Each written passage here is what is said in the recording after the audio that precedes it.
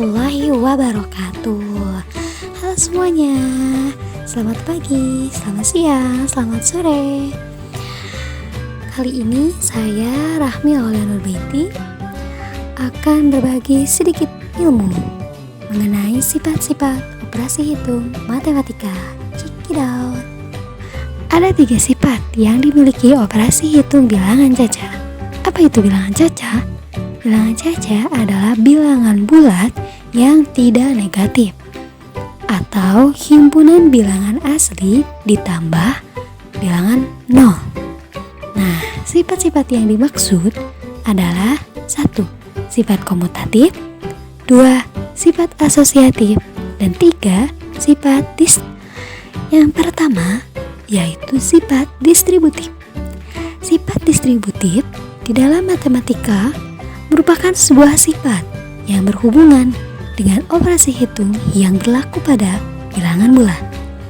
Bilangan bulat merupakan kelompok bilangan yang terdiri dari gabungan antara bilangan cacah dan bilangan negatif. Secara sederhana, biasanya sifat distributif disebut juga sebagai sifat penyebaran. Bentuk dari sifat distributif di dalam operasi hitung matematika dapat dijabarkan sebagai berikut.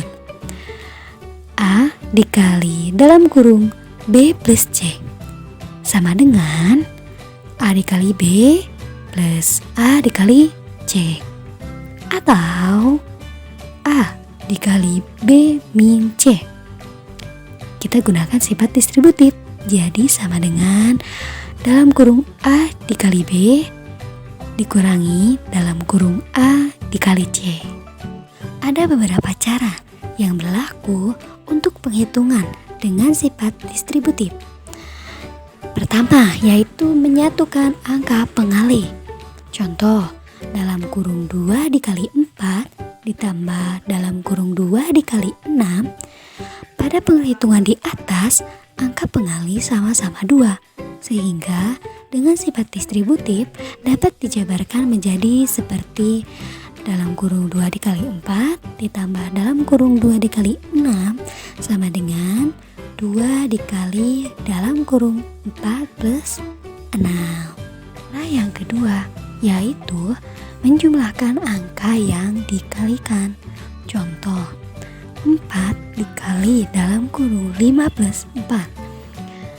Ketika kita memakai sifat distributif, maka kita jumlahkan dulu angka dalam kurung, yaitu 5 ditambah 4 sama dengan 9.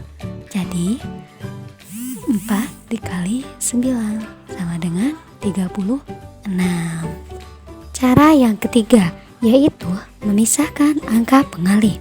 Contoh, 12 dikali dalam kurung 10 plus 3. Maka kita pisahkan 12 dikali 10, 12 dikali 3. Jadi dalam kurung 12 dikali 10 plus dalam kurung 12 dikali 3. Itulah cara-cara perhitungan yang dilakukan dengan menggunakan sifat distributif matematika. Yang kedua yaitu sifat komutatif. Secara sederhana, sifat komutatif dapat kita artikan sebagai sifat pertukaran di dalam operasi hitung matematika. Contohnya, 5 ditambah 3.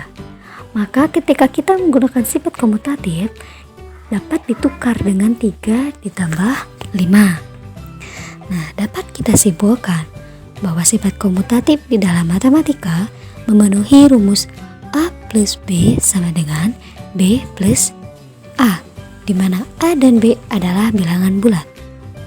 Sifat tersebut tidak hanya berlaku pada operasi penjumlahan, namun juga berlaku untuk operasi perkalian, di mana A kali B sama dengan B dikali A. Jika di sifat komutatif matematika, kita diperbolehkan melakukan pertukaran angka di dalam penjumlahan dan perkalian dengan hasil yang tetap sama.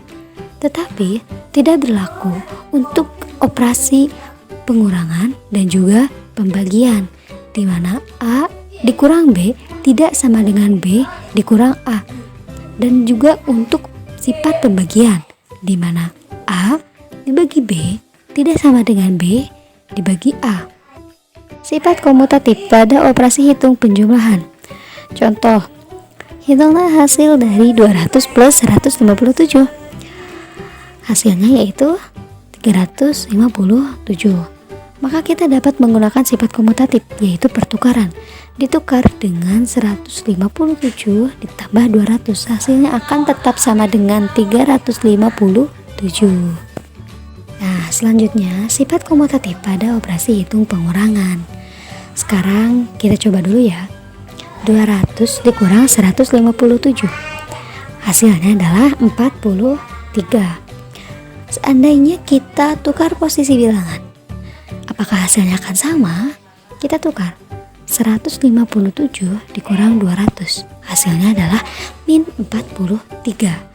Nah, terlihat bahwa hasil akan berbeda jika posisi bilangan itu ditukar, maka hasilnya menjadi negatif.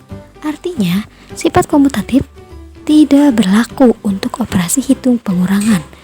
A min B tidak akan sama dengan B min A. Komutatif pada operasi hitung perkalian. Mari kita lihat penggunaan sifat tersebut di dalam operasi hitung dalam bentuk perkalian.